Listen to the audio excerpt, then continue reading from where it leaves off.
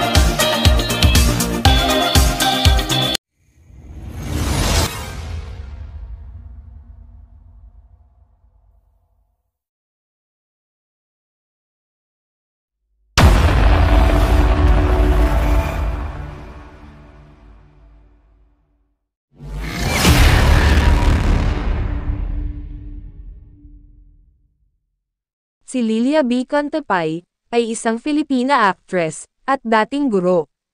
Siya ay kinikilala ng karamihan, bilang Queen of Philippine Horror Movies, dahil sa kanyang mga pagganap sa mga horror movies, at pambihirang kontribusyon, sa industriya ng pelikula sa Pilipinas. Si Contepay ay isinilang, sa Barangay Kabirawan ng Gonzaga, Cagayan, noong September 16, 1935. Matapos niyang makuha ang kanyang BS degree sa edukasyon, nagturo siya sa mga antas ng primarya, sa Tuguegarao. Nang tumigil si Contepay sa pagtuturo, nakipagsapalaran siya sa kalakalan ng buy and sell. Nagtrabaho rin siya sa iba't ibang posisyon, sa National Police Commission, o NAPOLCOM. Hindi na muling nag-asawa si Contepay, ngunit nag-ampon siya ng 3 anak, at ito ay sina Gilmore, Magdalena at Elma. Ang debut role ni Contepay, ay sa Filipino horror film series, na Shake, Rattle and Roll 3, bilang Spooky Nanny, noong 1991, sa isang episode nito, na pinagbibidahan ni Miss Chris Aquino. Siya ay mas lalong hinangaan at pinuri, para sa kanyang kauna-unahan bilang isang bida sa kanyang papel, at ito ay sa pelikulang 6 Degrees of Separation from Lilia Contepay, na nagpanalo sa kanya ng isang award, bilang Best Actress, sa 2011 Cinema One Originals Digital Film Festival. Isa sa mga huling TV appearances ni Contepay, ay sa teleseryeng FPJs Ang Probinsyano. Kabilang si Contepay, sa 40 artistang sinanay, sa unang batch ng acting workshops, na isinagawa ni na Lori Reyes at Peke Galiaga, para sa LVN Pictures.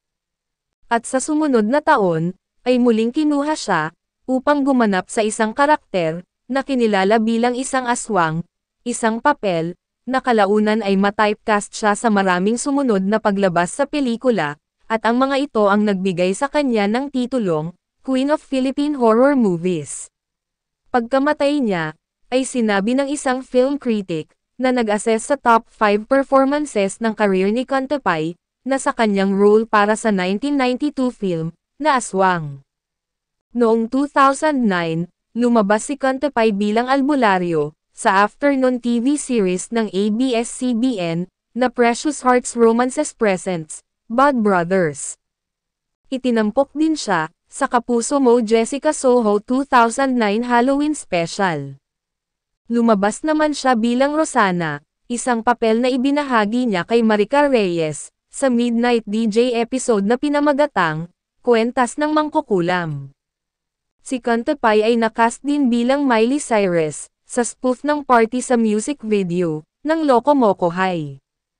Sa pagtatapos ng taon, nagkaroon siya ng minor role, sa pelikulang Nobody Nobody But Who Won, isang entry sa 2009 Metro Manila Film Festival, na pinagbibidahan ni Dolphy.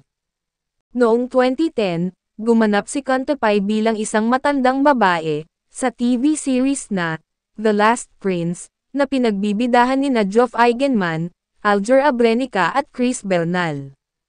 At isang diwata naman na nagbabalat kayo bilang isang matandang babae, sa Inday Bote, isang episode ng Once Upon a Time.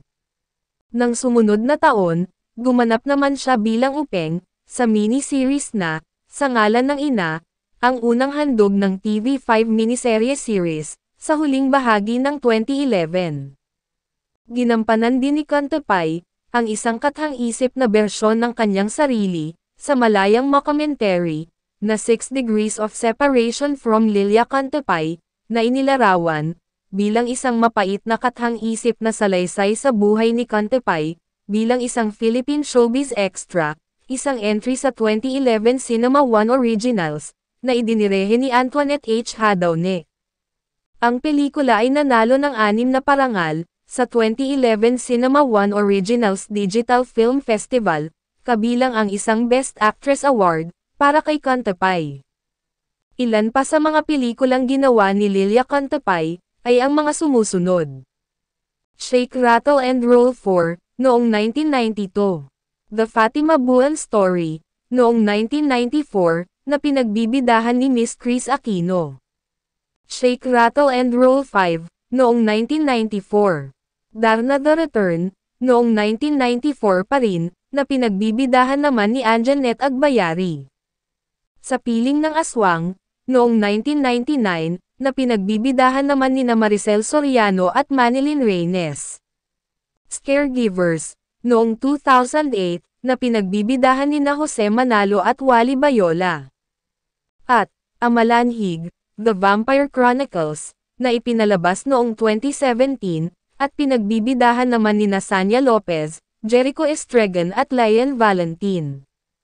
Ang huling paglabas ni Lilia Kantepay sa pelikula, ay ang My BB Love, noong 2015, na entry sa 2015 Metro Manila Film Festival. At ang huling paglabas naman ni Kantepay sa TV, ay sa action series na, FPJs ang Probinsyano. Noong August 5, 2016, nakumpirma na si Kantepay ay may sakit sa gulugad, at hindi na siya makalakad.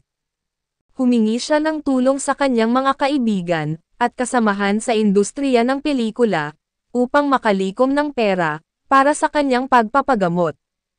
At, noong August 20, bandang alas 6 ng umaga, ay namatay si Kantepay sa edad na 80 sa bahay ng kanyang anak, sa barangay Tartar Abang, sa Pinili, Ilocos Norte. Ang kanyang libingan sa simula ay hindi naging maayos, at minarkahan lamang ito ng isang sira-sira na tarpaulin, dahil sa kakulangan ng kanyang pamilya ng pondo, upang mapanatili ang kaayusan nito. Noong October 2019, ay naiulat na maayos na namarkahan ang kanyang libingan, at nalinas na rin ang paligid nito, matapos ang tulong ng pamahalaang panlalawigan at lokal. Ano't ano paman, ang nangyari sa buhay ng ating mga iniidolo, ay hinding-hindi kailanman matatawaran, ang kanilang mga naging ambag sa industriyang kanilang kinabibilangan, na minsan ang nagbigay sa atin ng saya, nagpangiti, nagpahanga, nagpaibig, at nagbigay inspirasyon sa ating kapwa.